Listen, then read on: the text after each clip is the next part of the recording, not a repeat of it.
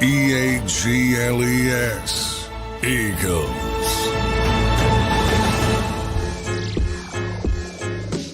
Welcome in, everybody, to the JAKIB post-game show. An unbelievable game in Week 9. Eagles get the win, 28-23 in a football game that had it all. Big Sills. It had everything in this game. I'm your host, Xander Krause. That's Dan Cilio. We'll be joined by John McMullen from the stadium later on. Big Sills, I'm coming right to you on this.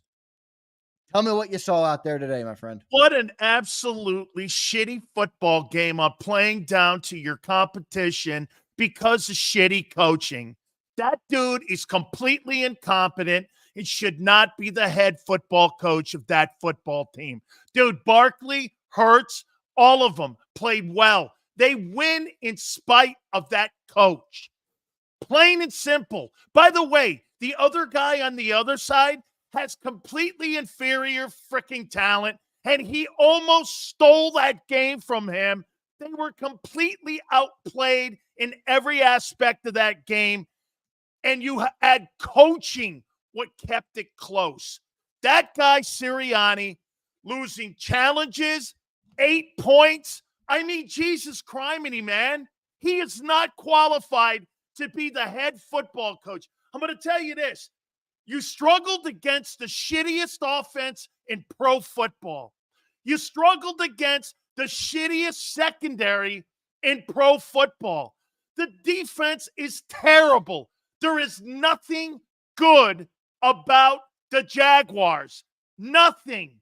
And you're going to tell me, anybody tell me, you come away with that with positives. Hey, the quarterback played well. He did. He was really good in that game. And by the way, he played dual threat.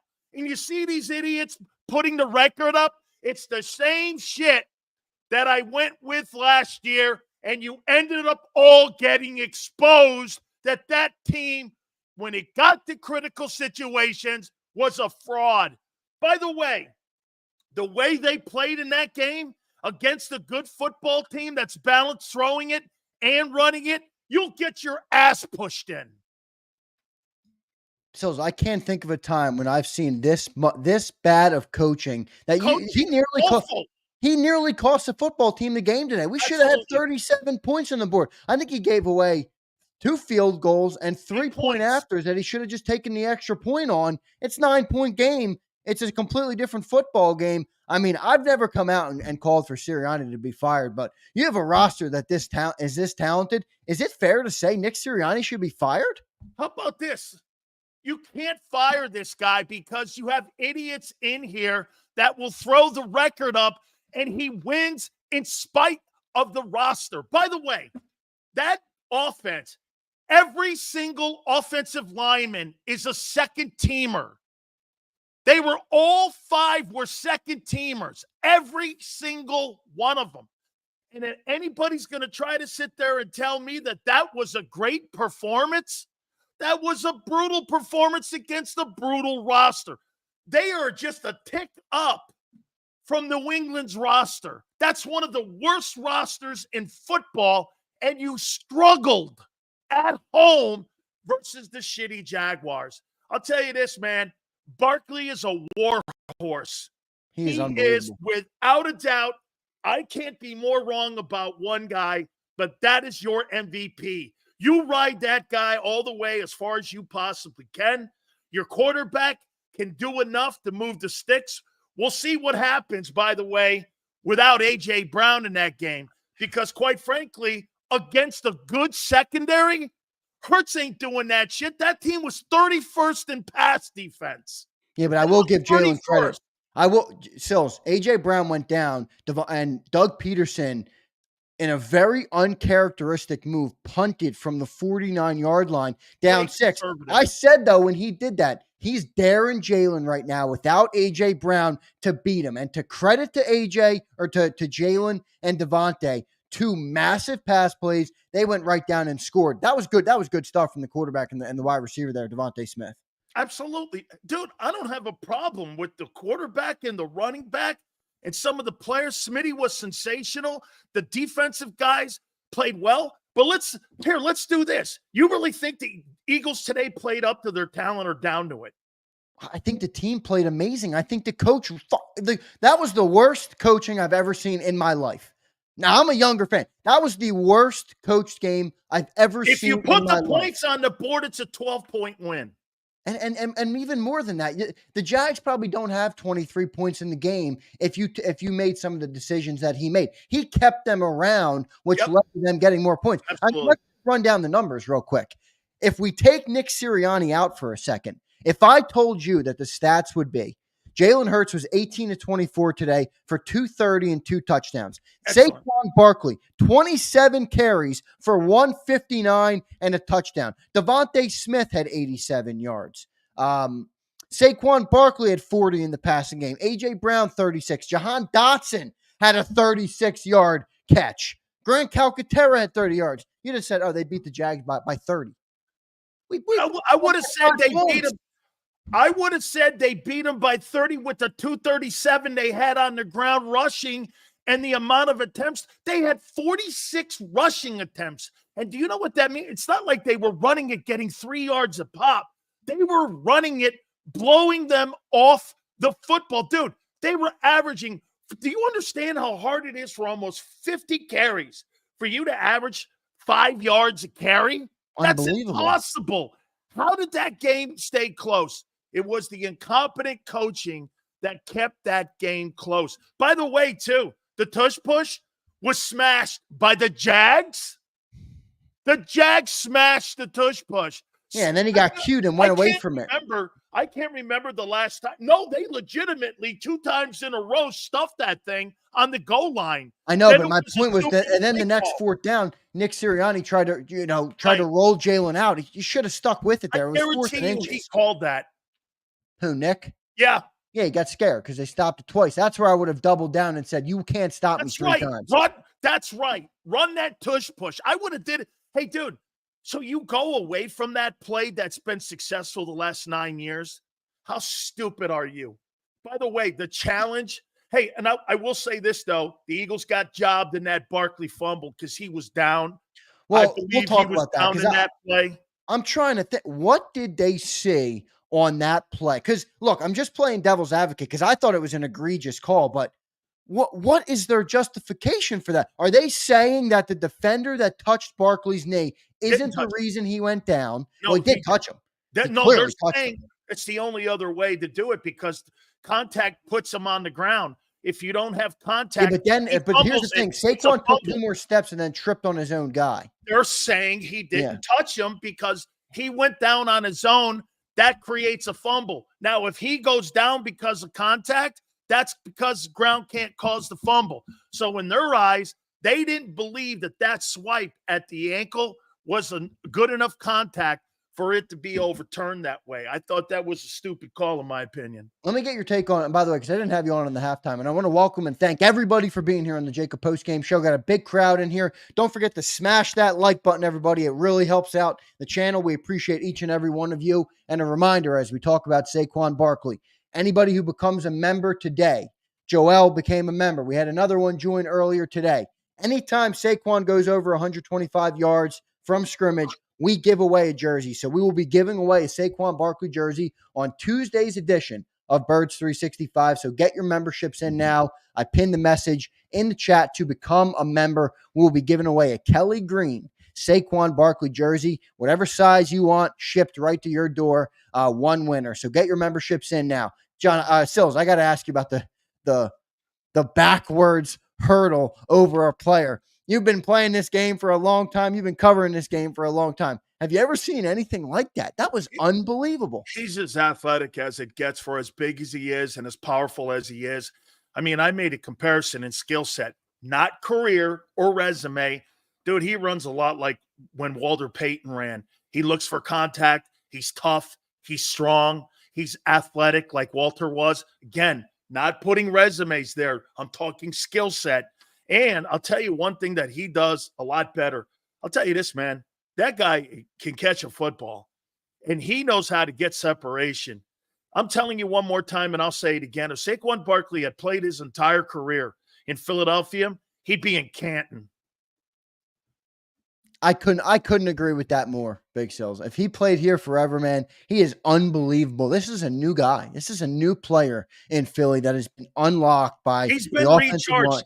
Yeah. He's been absolutely recharged. Yeah, what a day he had, by the way, just to give him credit. I know we started the show. I mean, we get a win, and it's tough to even have a positive take on the game when you watch your head coach, who's really in charge of this shit. Because this is a game that should never have been even remotely close. Exactly. No, I'm not blaming us for being negative. It's hard to look at this and not wonder, how is this team going to succeed in the biggest moments when Nick Sirianni can't even coach us past the fucking Jaguars? It doesn't make sense. How did the Jags have the last opportunity to win the game? And they almost did it. I mean, I thought Nakobe Dean, shout out to Personally, Nakobe Dean. I thought Nakobe pushed off, but guess what? They Yeah, didn't give it to him there. But that's okay. Hey, by the way, as many people are saying about his play, Zach Bond was all over the place. That guy, I don't know who he is or what he is, but that dude was a ball player today. What an absolutely great football game he played today. No doubt about it. Both those linebackers have played so much above their expectation this year. It's been a massive. How do you stay in the game with the Jags? Nick Sirianni, that's how. Okay. Just make I Nick just want to Sirianni make your sure coach. we're all clear here on this, right? I mean, that's what it seemed to me, man. Okay. I mean, you know what you're going to get from the media people that cover him? Hey, I don't mind him going here, or I don't mind him going there. Well, when it adds up to 8 points and a blown 9, it's 9. 9 points and a blown call, and get this, that game, what was the point differential in the game? What did they win? They won the game by 5 points. It was 28. They won the game against the Jags. John and I were both like 31-17. We were all in there going, I had 34-10. Hey, how are the Jags going to score? The head coach. Dude, he is so that going for it. And you know what he does? His aggressiveness clouds his judgment. I mean, dude, why don't you put the more points you put on the Jags, you know what that's going to do? The more points you put on them, you put more pressure on them to have to be in 3rd and long and have to be a team that has to throw the ball. Dude, that football team, they had no right being in that game.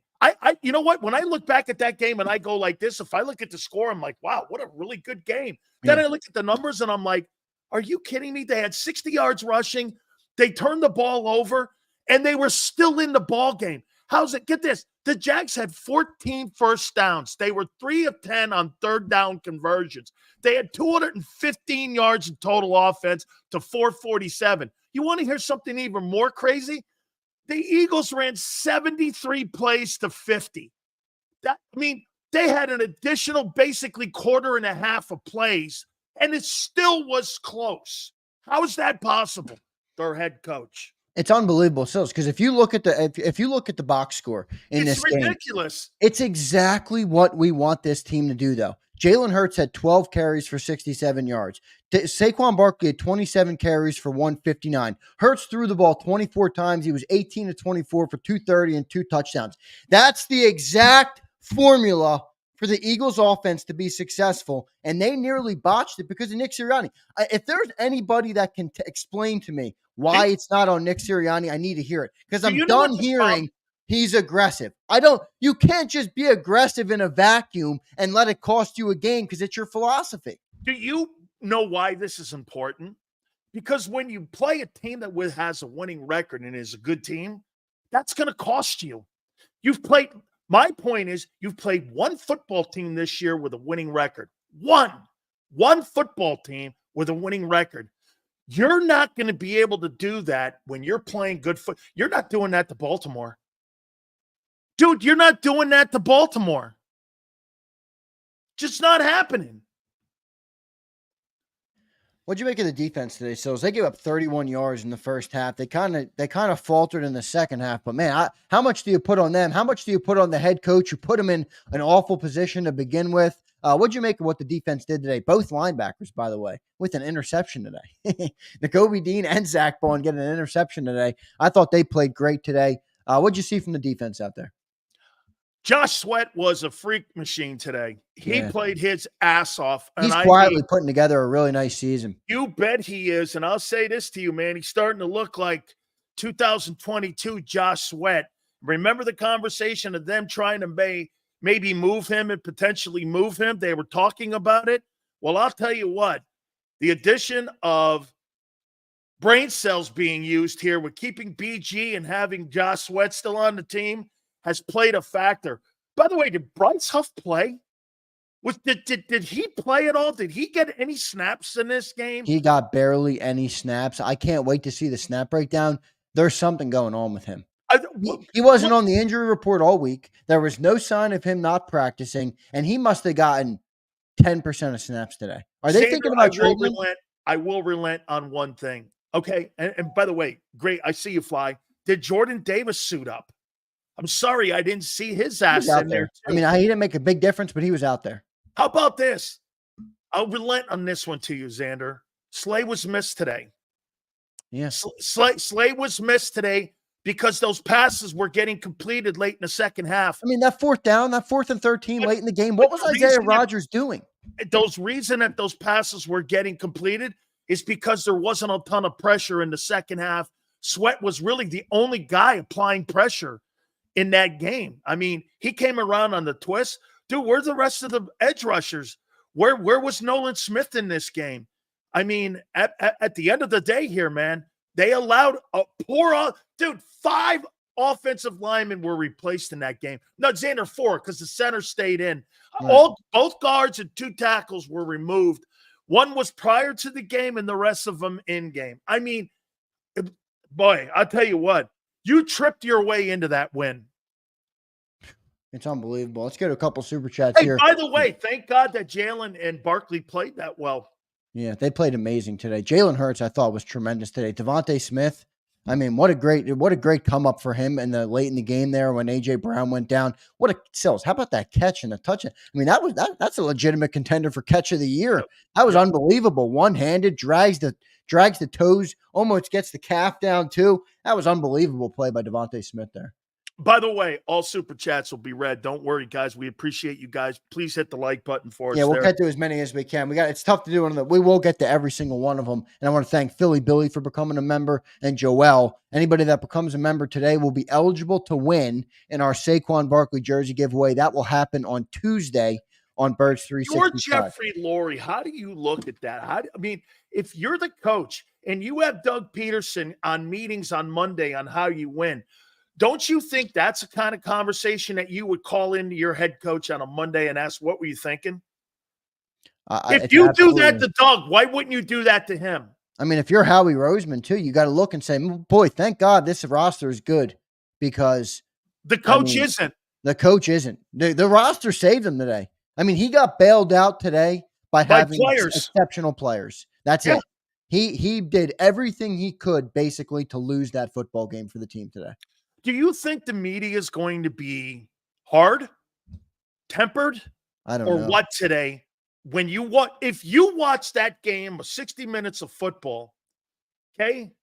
If you watch the game today, the only takeaway you were having was, dude, the fans were booing him even when he went for the 2 at the end of at the last score. They were going for. I mean, Hoss, I don't know how you defend that. And I can't wait to hear John because I can't wait to hear John's excuses. I mean, listen, I got to I cannot wait. I've never been so excited to talk to John McMullen. Is he going to come up here? I'm not going to put any words in John's mouth, but John has defended in the past Nick Sirianni's aggressiveness. What's he going to say to this today? You nearly squandered this game to the Jacksonville Jaguars from bad coaching. Because can I tell you why that you dissect this here? These games are not just about one game. It's how you're playing and how you're being coached. Because these games matter in setting up the blocks for the postseason. So when you see or hear idiots talking about one game or your record, those are people who have no idea what they're talking about. Because a year ago, you did the same shit at 10-2, and you blew apart like you were the Titanic. That's exactly why you want to try to get away from it. By the way, I see why Lane and Malott and those guys wanted to go more towards this style. It definitely benefits 2 guys. Saquon Barkley and Jalen Hurts. Yeah, well, Jalen Jalen's Hurts, a better player. rushes? Yeah. How many rushes? Get this. Once again, I will tell you one of the reasons why Hurts was so effective in the passing game like he was in 22, because he had 13 rushing attempts. You're now seeing a guy, he had 13 rushing attempts for 67 yards. Dude, there's running backs in the NFL. The Jags didn't have 60 rushing yards as a team in that football game. And when you put that up there on the other end of a guy going over 150 yards and you have 200 yards rushing between those two, the passing game's going to be wide open, brother. It's going to be wide open. No doubt about it. Sills, let me get your we're going to go to a couple super chats here in just a second. Appreciate everybody giving supers. Christopher, Sean, we're going to get to all of them. We appreciate it, man. Thank you guys for the support of the channel. Means a lot. Sills, what did you see from Cooper DeJean, man? He is really, really an impressive football player out there. He looks I get you. Last week you made a comment that got a lot of shit on the post-game show, and you said he might have shown me more than Quinyon. Yeah. I understood what you meant when you said it. Now, Quinyon's obviously done more because he's played in more games, but this Cooper DeJean is impressive as a football player. I think he's more talented. I think he's certainly more athletic. I think he's more talented as a football player. I'll tell you what, has there been a game that he's played in that he hasn't had a moment where he shined? I mean, I didn't hear Quinyon Mitchell all day. You know what I did hear? I heard that guy and I saw that guy. By the way he runs to the football, and you know what you got going on now? You got the fan base now going, Coop! Dude, the entire stadium now has now found themselves a new personality in the secondary, and he's good and he's embracing it. I'll tell you what, dog, that kid can play. You know, I'm not suggesting in any way that Quinyon's not good, and I'm saying you got two good-looking football players here, and that's rare to find when you're drafting two good corners at one time. That doesn't happen, especially in that organization, and especially to Roseman, who's failed miserably at drafting that position. This looks like it's going to be here for a little bit here. Those two guys look very good right now, and I got to hand it to Vic. Vic's scheme is fitting a lot of these players, man. I mean, they still need more on the edge. That's what I'm thinking that they're going to do prior to the trading deadline on Tuesday. Would try to maybe to get themselves a little bit more pressure. The backers are playing well. Hell, I thought the safeties played well.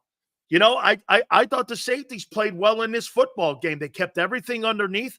They didn't really give up a big-time play back there. And you know what? They're rolling towards, a good season here. But again, like I said, I'm tempering all this thing. Once again, that is not a football team that you should be winning a game by 5 points. That's a game. That's a football team that's preparing for the April draft. Unbelievable. So you brought up Bryce Huff, and you just brought up the trade deadline. There's no way they're keeping him off the field for a trade, are they? They can't trade him. They probably are going to have $30+ million in dead cap, right? They're not doing anything like that. And get this, I'm just wondering why the hell is the guy on the field? Because Vic is simply not good enough. Vic is saying he's just not good enough to be in those pressure situations right now. He's a liability when he's on the field. He is an absolute liability. The two guys that you have on the field when you need it, Brandon Graham and Josh Sweat. Yeah, that's and who you got on Sweat's the football field. You know the one thing that Brandon still does well? He may not have got a ton of pressure in this football game here, but you know what he did well? He set the edge, making sure they didn't get out in the perimeter. Yeah, Brandon Graham's amazing. Let's go to one super chat here. Big Fish, thank you, man. Appreciate the support of the channel as always. Big Fish checks in. You can't ice your Pro Bowl kicker all day, then expect him to hit a 57 off the bench. Sirianni is on the hook for 12 points, in my opinion. That's not a bad take right there. I mean, how many moments did they had to kick a damn field goal with Jake Elliott? They leave him iced out to dry, like he says in this chat, on the bench, and then they need him in a big moment at 57 yards, and he missed it. And he blows a challenge. He did. So didn't he blow 2 challenges today? He may have. I remember the one. He blew the challenge, okay? And then that stupid play call with the screen pass on 4th and 1 when you're going to run the tush push again. Dude, there were so many bad play calls in that game. They were doing everything as a coaching staff to try to lose that football game, and it will cost you when it matters the most. Again, you know what you're trying to build up right now, Xander? You're trying to build up trends and you're trying to build up things that you're hoping that your football team's going to start to find that identity. And I'll tell you one thing's for sure. The players are playing and picking it up. The coaching staff is not. The players look great. Honestly, I'll take that back. The head coach is not. The head coach is not at all. Actually, I think the coordinators are doing a fine job. Vic Fangio's really got this defense playing well. I think Kellen Moore is starting to gel a little bit. This offense still looks great. I mean, look, I gave you the numbers. That's exactly what we would have wanted this offense to look like coming into the game. You had how many? You had 39 carries between Saquon and Jalen. 39 carries for over 200 yards and 24 passing attempts for Jalen. It was right in the sweet spot. Right in the sweet spot. Remember what we said? The kid throws the ball 24 times a game, you're going to win a ton of games. He throws the ball 37 times, you're going to lose a ton of games. And right now, like you said, 24 carries, 39. And by the way, to what John says all the time about, Evan Flow, the only reason it's Evan Flow is because Barkley's annihilating people. He's jumping over people like he's a high hurdler in the Olympics in Paris. I know. He's doing things out there. By the way, he is by far the best football player on that field. Well, all right, so don't get mad at me, everybody in the chat, but I got a real question. For as good as Saquon Barkley is, doesn't he sometimes kind of make brain fart decisions to you that you see? Like he hurdled that player at the end, and then he went down. He could have easily got that first down and probably effectively ended the game there. I'm not going to bug out on I don't want to bug on it. You're right. I don't want to beat him up. He's an unbelievable what he didn't want player. to do? He didn't want to keep the clock going, and I get that. Yeah. Okay, he wanted the game to end. Maybe he lost sight of where he was and where the sticks were there, but his overall reasoning to me, Xander, was still thinking that he was going to put the ball in the hands of the clock and try to kill that clock there, and he thought the clock being killed because you know why? Remember, we were talking the one play where he dropped it in the Atlanta game, okay? And what happened? The clock stopped. He didn't want the clock to stop there, so I kind of get what he was thinking. No, I get it too. You're right. There's too. just been a couple instances this year, like the one play went out of bounds. Yeah, when he missed the block too in the blitz. Yeah, I mean, and you're just like, oh, come on, get there. Those are the easy things. But no, you're right. Saquon has been great. Let's go to one more super chat here. We'll get to a couple, and then we'll get to our first commercial break. We'll have John McMullen joining the show later on. Looking forward to talking to John. Will John justify what Nick Sirianni did today? We will find out. I can't wait to talk to Johnny Mac. He cuts it in half and says that half the calls. But then again, when you you can't cut it like that because it becomes a snowball effect.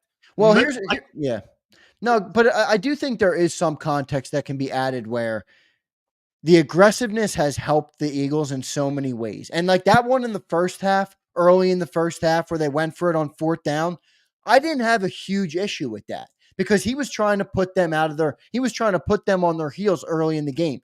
But when you get into, you're taking every 2-point conversion, you're passing up easy field goals when you can make it a 2-possession game. Those are the ones I like. The halftime show stills I did, and I came on and I'm like, why did they just end the half with a missed 2-point conversion? You kept it a 16-point game. When you take the point after, it's a 3-possession ball game.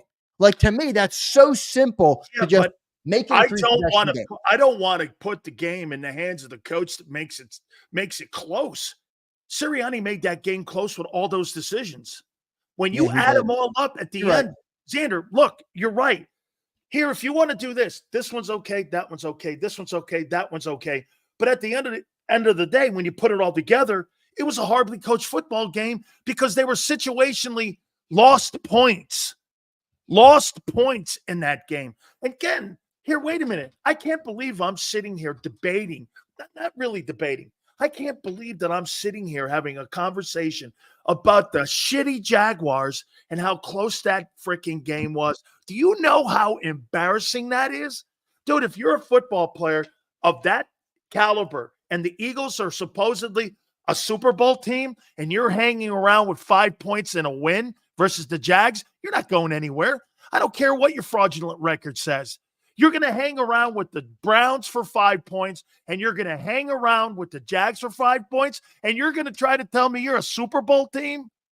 You got Super Bowl talent, but you don't have a Super Bowl team. Why? Because you don't have a Super Bowl head coach. The Super Bowl head coach today kept that game close with nobody. Sills, I'm going to ask you a question right now, and I want everybody in the chat to give me their answer as well. Should the Philadelphia Eagles fire Nick Sirianni right now? No. Because what you don't want to do is implode your season like you did a year ago when you made those half-assed decisions. But what if it's doomed anyway? What if it's going to implode anyway because the head coach can't manage a damn game? This decision was made in the offseason to run the tape back with this guy. You can't sit there now all of a sudden for a second year in a row, pull the carpet out from the team. Is that what you really want to do? Second year in a row, you want to pull the carpet out from the team halfway through the season. When last year they were 10-2, now you're sitting at 6-2. Can't do it, dude. You've got to run through the tape. This decision was set in stone when it was decided that they were going to bring him back in March.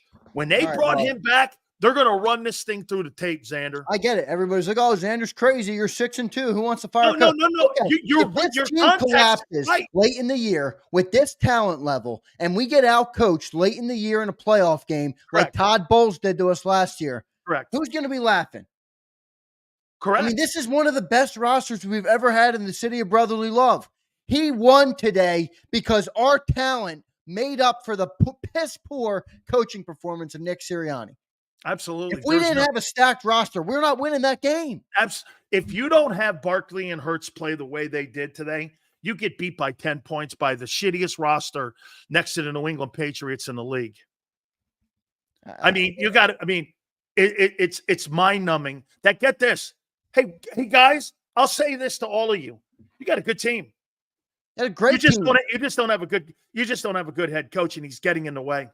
And that's why I asked the question I asked. But I get it. I get the pushback on it. I'm certainly, if I owned the team, to be honest with you, I probably wouldn't fire Nick because it's hard. What are you going to do? Fire him at 6-2 in the middle of the season? But boy, I'd be sitting there, and the person I think who's scratching their head isn't Jeffrey Lurie. I think it's Howie. I think he's looking in. He's like, I assembled this roster. I think he did a great job, by the way, Howie Rosen, with this roster. All his defensive picks are panning out this year. Zach Bond, Nakobe Dean, the two guys.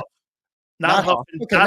I know, but I'm not. Look, you're never going to be perfect, Sills. You're never going to be perfect. Right now, there's a collection of players playing good enough, and I'm looking at this team. You almost know at one point it's going to bite this team in the ass, and they're not going to have everything go their way like they did today on the field and overcome the 9 points you give up to an NFL team. My problem, again, with the roster is that when you're pass rushing against second and third team offensive tackles and you get no perimeter pressure outside of Josh Sweat all game long, that also is going to come back and bite you when Nolan Smith and Bryce Huff are a no-show. Again, this is not about 6-2. This is about, are you going to be trending into a position where you're going to be able to play the Baltimores? And hey, I'm going to tell you this, that Washington game, I thought you were going to be better than them. I don't know how much better you are than them because I can't wait to watch that football game. They've got great coaching. They've got Kingsbury and Quinn, and they're 7-2, and they're blowing this kid up here, and he's a rookie. He's a rookie quarterback with a marginal running back and guys who are doing it on the other side of the ball. That game is going to be interesting. The Baltimore game is going to be interesting. My point is, again, the Jaguars, guys, when people tell me, Sills, they played great against the Jaguars, I mean, how much am I going to sit here and really go, wow, that was, yeah, okay. I guess. The Jags, you were naming all the MASH unit players prior to the game, Xander. The defense and offensive side of the football. Hey, by the way, the two dudes that they have on the perimeter were hitting Hurts. Yeah, they were. He either had 3 or 4 sacks. That Josh Allen up. dude, that dude can play, man. Hey, dude, the Walker kid can play. He picked up that fumble and brought it back for a return. Controversial fumble. I don't know about that call, but still, what the hell? He got in the end zone. Yeah, he did. No doubt about it. James Carver checks in. Appreciate you, James. Appreciate everybody in the chat today. A lot of great commentary. We appreciate you all being here. This is one, there's plenty to talk about, everybody. James says, we won by 5 instead of 14 points, if not more, because we chose to go for it when 3 of 4 offensive linemen were obviously injured, from Fred to Becton, who both came out or almost did, and Lane's still limping on his left leg. Horrible. I mean, it's James Carver says it perfectly. It's so everything is pointing to not be the aggressive idiot you are. You don't need to be. You don't need it. You didn't need it at all. That was the point of this game here. You're not playing. Hey, dude, you do that shit against Washington, not the Jags. Put them asleep. You had a chance to put a bullet in the back of their head every single time you had points. Keep rolling the points up. What does that do? That's going to make Doug throw the ball more. Instead, they still were running play action to some effectiveness. They only had 60 yards rushing. But get this. How does a football team, Xander, help me on this. Please help me on this. How does a football team have 60 yards rushing, a quarterback who has 155 yards passing and 2 picks, and they have the ball with the last possession with a chance to win? How's that possible? And they nearly got there. Folks, listen to what I'm saying here. The team that had the chance to win at the end of the ball game is a 2-7 Jaguar team. Jalen Hurts is 18 of 24 for 232 touchdowns, 13 carries, 67 yards. Barkley, 27 carries, 159 and a touchdown. Versus Trevor Lawrence, 16 of 31, 2 picks, 155 and 60 yards rushing as a team. How do they have the ball in their hands to win it? It's unbelievable. It's remarkable. They're big players. I mean, Travis Etienne, 24 yards. Tank Bigsby, 22 yards. How are they in it? By the way, Evan Ingram, he sucks. I mean, I can barely watch that. How can a team like that? So you're telling me if the Jags don't have those turnovers, they win? I don't know what. The only thing you can, I mean, you look at this box score, you would think the game was 45 to Absolutely. It was like a Bengal blowout today, like that thing with the Raiders. Yeah. Even worse, though, because the Bengals put up some yards. I mean, think about it. The top running back for the Jags had 24 yards. The top receiver for the Jags had 45 yards. You'd have been like, whoa, well, what a day for the Eagles defense. They have the last possession to win it. There's no look at the third down. Look at the third down efficiency that they had in this football game. They were 3 of 10. How in the world are you not converting 3 third downs and you only have 14 first downs? And on top of that, Xander, you only run 51 freaking plays. How are you in it with the ball in your hands to win it? It's unbelievable. Coaching. I mean, that's coaching. And that's where you come up with the question. Now, Sills, is it a big overreaction to be looking at this team and wondering if Nick Sirianni could cost us? No, because I'll tell you what happened on why we're smarter this year. We're not going to be fooled this year like they were a year ago and what happened with the team in the meltdown. And the guys have already gone to the coaching staff and said that they wanted this style of offensive play. My question would come down, and my question would have to be from the owner. Where are we going with this? Let's stop being as aggressive. Let the players play. Get out of there. Right. You know what I want to say? Remember one of my takes that I had, Xander, on my bold prediction? I said this. Will Nick Sirianni get out of the way and stay out of the way? Remember I said that? One of my bold predictions. Would he stay out of the way? Do you think he's been out of the way for these 8 games? No. Clearly not. Hasn't there been a time where you've seen him where there's been moments where you're the fan thing? And by the way, when you start putting it all together, it just looks inexperienced. It does. It doesn't look like it's like he doesn't look like a competent coach to me. And that's, I've been soft on him this year. I guarantee you that the reason that John's not in here right away is because this is going to be a lengthy press conference and you're going to have people asking the question that they asked Doug Peterson. How are you in that game versus the Packers? How are you doing this and passing up on 9 points, blowing challenges? The 4th and 1. Why were you screening? Why didn't you just go back to the tush push? Did you really quit on the tush push? Right? How about this? The play, didn't you say last week, the Eagles, it must be really cool to start a series out 1st and 8? How did you know what? Maybe I got to hand it to Doug Peterson. Maybe he knows how to stop that thing because they started that shit when he was here.